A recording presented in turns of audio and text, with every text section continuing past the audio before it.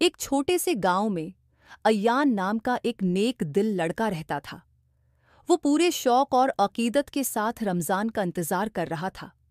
वो रोज़ा रखता, दिल से नमाज पढ़ता और अपनी माँ के साथ इफ्तार की तैयारी में मदद करता। लेकिन उसने एक बात महसूस की। उसके पड़ोसी, एक बूढ़े आदमी करीम चचा, अक्सर अकेले बैठे रहते, उदास और कमज़ोर नज़र आते। एक दिन जब अय्यान खजूरें खरीदने गया तो उसने दुकानदारों को करीम चचा के बारे में बात करते सुना। वो बहुत मुश्किल हालात में हैं। एक दुकानदार ने कहा, उनके पास सहरी है और इफ्तार के लिए भी कुछ नहीं होता। दूसरे ने अफसोस से कहा। ये सुनकर अय्यान को बहुत दुख हुआ। वो तेजी से घर गया और अपनी माँ से कहा, हमें करीम चचा की मदद करनी है, चाहिए। माँ ने मुस्कुराकर सर हिलाया और हामी भर ली। इस रात अय्यान ने चुपके से करीम चचा के दरवाजे पर खाने की एक टोकरी रख दी।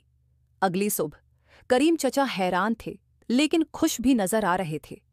हर रात अय्यान यही करता रहा, बगैर अपनी पहचान जाहिर किए। एक दिन करीम चचा ने उसे रंगे हाथों पकड़ लिया। उनकी आंखों में आंसू थे। ये सब तुम कर रहे थे? उन्होंने मोहब्बत से पूछा। अय्यान ने शर्माते हुए सर झुका लिया और कहा, रमज़ान हमें दूसरों की मदद करने का दरस देता है। करीम चचा ने मुस्कुराकर अय्यान के सर हटा दिया, पर हाथ रखा और कहा, बेटा, तुमने मुझे अल्लाह की रहमत का एहसास दिलाया है। तुम्हारी नेकी ही असल रमज़ान की रूह है। इस दिन के बाद पूरे गांव ने अय्यान की मिसाल को अपनाया। लोग एक दूसरे की मदद करने लगे, खाना बांटने लगे और ज़रूरतमंदों का ख्याल रखने लगे।